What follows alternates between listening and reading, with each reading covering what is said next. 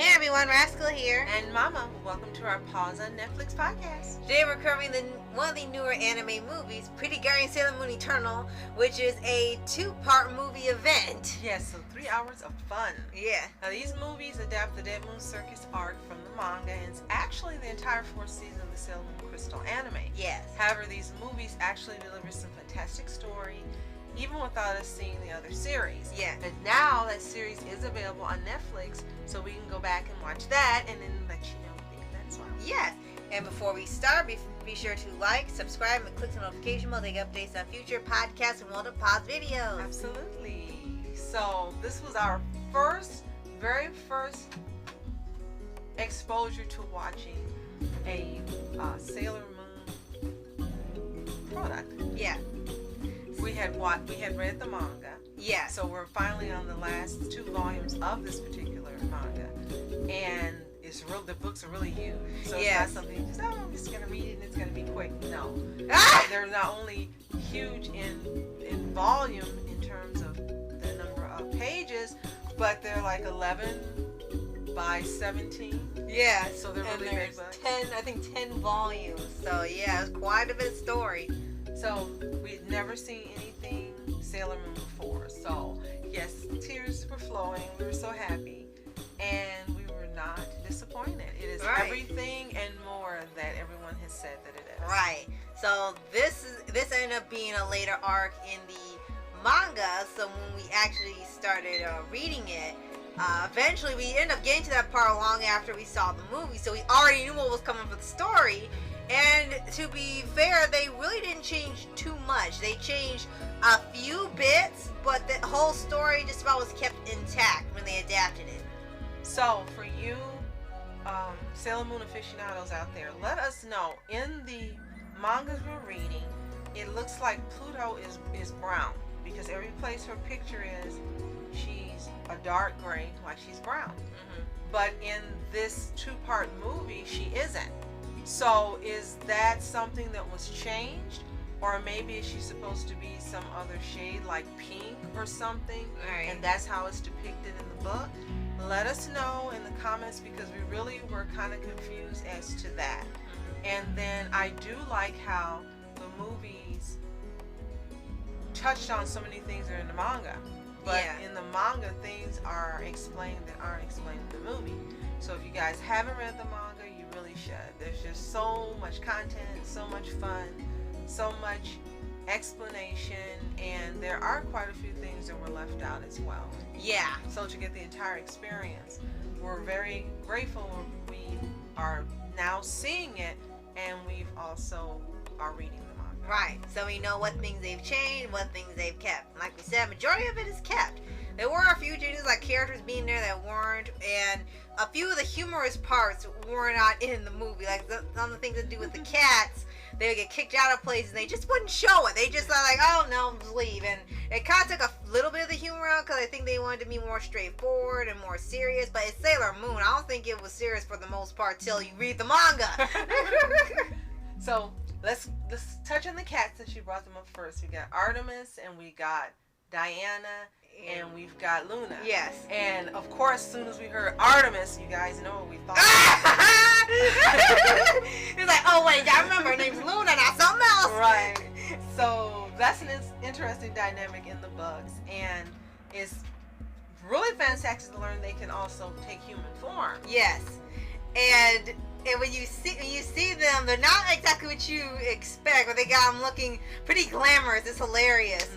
And they actually had human forms before this arc, and they slowly revealed them through here. So of course Diana has one too. And for this one, we also gotta mention that they have they call her Chibiusa, who's the, well, that's what we're on about the cats. Well, Diana is Chibiusa's cat. Yes. But Artemis and Luna belong one to each of the other guardians. Luna is, I think she's Usagi's cat, right? Yeah, right. And then Diana is Usa-chan's. Mm-hmm. And then Luna belongs to, I think it was Jupiter, I think. I think so too. I think it's Jupiter. Yeah. Okay. So There are 3 cats that belong to each one of them, and Diana's from the future where Chibi Usa's from. Yes. But before we get to that, we talked about them taking human form, and also they talk, whether they are in cat form or they're in human form. Right. They talk. It's completely normal. And what's funny is that they're the ones who usually take care of everything. Yes. Like, in terms of the computers and the surveillance Artemis. and the radar and everything. They kind of do everything. Artemis. And then the Sailor Moon Guardians just do the other stuff. They send them out like, oh, the cats are in charge. That probably explains why they're a little smarter. So maybe Owen Colfer was additionally inspired by this Artemis for his Artemis, because everything that the human Artemis does, this cat does too. Right. So yes, back to Chibi Usa now. Yes, and like, she's the daughter of Usa-chan. Usa-chan, and I think they call it Mamo-chan. Mm-hmm. In the future, like long in the future, yeah, like long in the future, and they have this. If you've seen it, they have this rather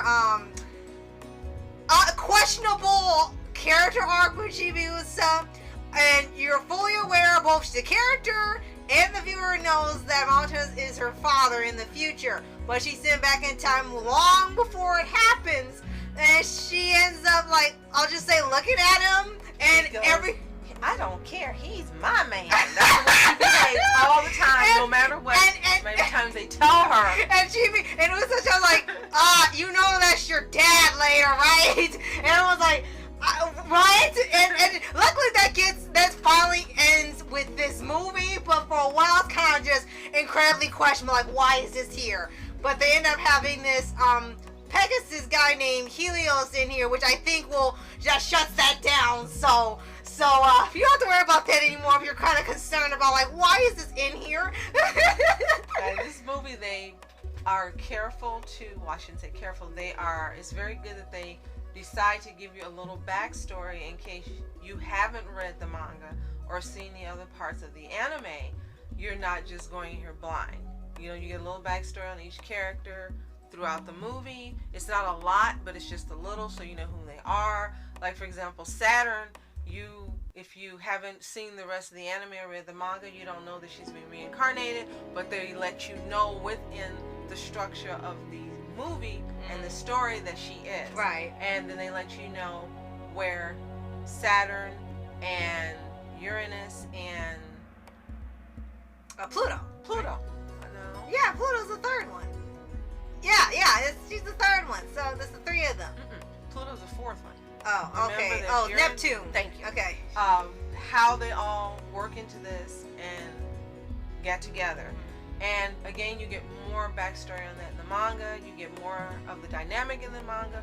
But again, they make sure to, not leave you just going blind where, well, you know what? You got to read manga and see the other movies or the other series before you can watch this. You can watch it without having seen anything like we did. Right. And still enjoy it, still understand exactly what's going on and not be in the dark. Right, which they don't seem to do as much now. And for here, there is still plenty of action, and we do know now, this lines up with the manga, that as the stories continue on towards the end of the series, they start getting darker, and the villains start getting more threatening to a point where they have to defeat the ultimate enemy. So with this Dead Moon Circus arc, it's more in terms of giving them illusions of what they want, like tricking thinking, oh, this is the reality you want, this is the dream you want, and keeping them in this state, and then they have to break free of it. And it's either giving them what they want or telling the worst things about them to get rid of their power so they won't stop them. So with that, it sort of becomes the structure of the manga where each one is tempted or tricked and they have to fight it off, and that's sort of what happens with each of them. So it goes through one by one and you see what their weaknesses are or their desires are or their dreams or if they're self-doubting or something. All that is brought to the forefront here and how they all each will overcome it in their own way. Right. And the funniest part I think would be the animals, because they have 3 animals in here that are the pets of the girls from the Dead Moon Circus. And they grant them human forms as well so they could cause some mayhem themselves. And one of them's even voiced by Fire Emblem. Yes. The one that's the tiger is voiced by Fire Emblem. And they are just loving From me. Tiger and Bunny. Yes. and they're just loving being human and causing all this mess. And one of them actually genuinely enjoyed being human and got to do what they wanted and run a store and stuff. But it was hilarious just seeing it's like, oh my gosh, yeah, they're just as much as divas as the other girls. I think for me, one of the most fun parts is we've seen it in the book over and over where she says, I'm the pretty Sailor Moon with the Sailor Moon outfit. I'm sorry, guys, and I know I butchered it, but how she says that, you know, when she's doing her transformation, and we finally got to see it animated, and it was really fun seeing. I was like, oh, I finally got to hear it in person and see it.